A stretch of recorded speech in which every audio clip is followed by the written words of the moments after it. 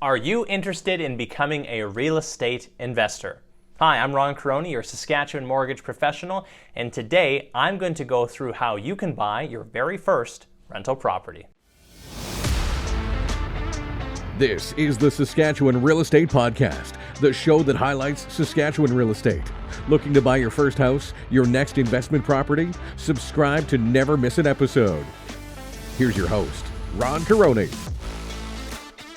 Welcome back to the Saskatchewan Real Estate Podcast. I'm your host, Quaroni. Here on the podcast, we love to share information about Saskatchewan real estate, hearing from different mortgage brokers, realtors, local investors, all about the province's real estate. If that sounds like your cup of tea, before we get into the video, do me a favor and hit the like and subscribe button. Another quick note before we get into the information, this video is for educational purposes only. Please reach out to the proper professionals before making any investment decisions.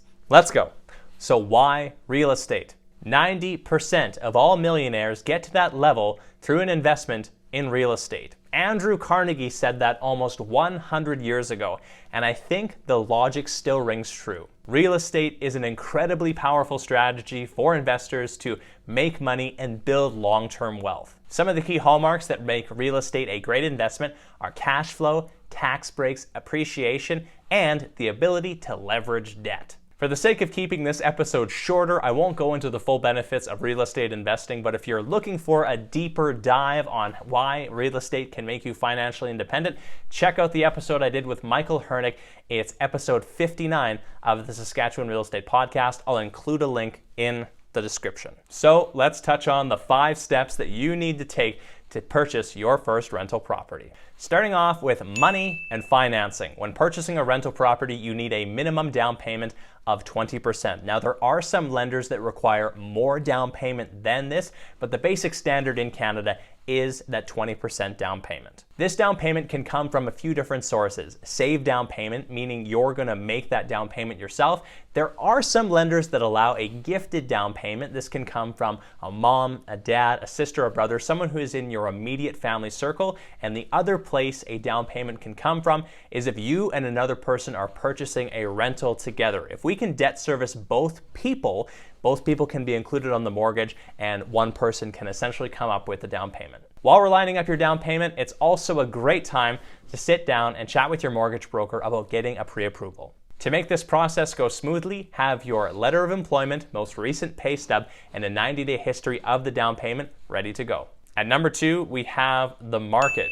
Now that you have the down payment and financing in place, it's time to decide where would you like to invest. One of the best places to start is where you're currently living. You know the area, you know where rentals are most likely to be in demand, and it also helps you avoid areas of the city where you don't want to invest. A good rule of thumb, if you don't feel comfortable walking around that neighborhood at 9 p.m. at night, it's probably not the greatest place to invest. Other location factors when choosing an area also include proximity to amenities. Where are people's jobs? Where are they going to school? Can they shop there? Where can they get their groceries?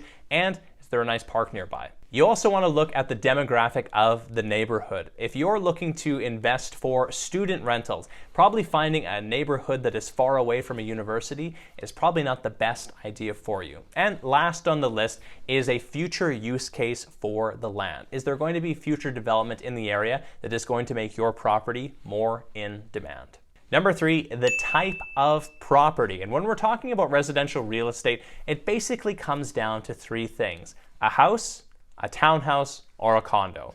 Now, personally, I would lean more towards single-family homes. You have complete control over the asset, as opposed to a condo board where you might have to be fighting with different rules and regulations about rentals and use cases. If you own the property, you can make changes and you have the control over the asset to do what you will. On the flip side of that, if you're a long-distance investor, a condo might make a lot of sense. Having a condo board in place that is going to cut the grass and shovel the snow can make the idea of doing long distance investing a little more appealing. Another note on properties is a lot of this might come down to your budget. With a 20% down payment being needed, it could be that a single family house might be out of your price range.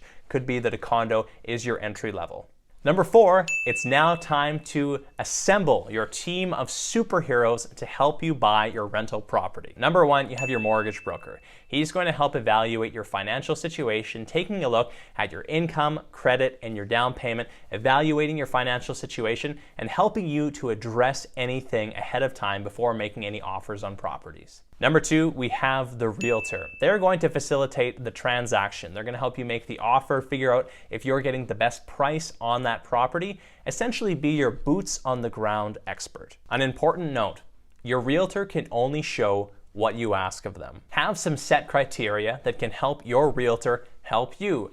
The neighborhood that you like, the budget that you're looking in, the bedroom count, the house size, etc., etc. An insurance broker or agent. You are going to need someone to help you protect this newly acquired asset. And a quick note on this, you do need home/fire insurance when buying a property in Canada if you are getting a mortgage. The home inspector. They're essentially a detective for a house. They're going to help you look for any obvious defects before you commit to buying the property. A property manager. If you're not going to self-manage your rental property, you do need a trusted professional who can help you with the move-in, move-out process of a tenant, handle any maintenance concerns, or anything that comes up in the tenant journey while you're owning the rental property. A lawyer. Despite what other lawyers might tell you, real estate law is a completely different law and requires a specified knowledge base. I would always recommend to work with someone who is a specific real estate lawyer. And lastly, an accountant. If this is your very first rental property, it would be a really good idea to sit down with a tax professional who can help you write off expenses at the end of the year. And lastly, at number 5, we have the numbers. All right, so quickly touching on cash flow.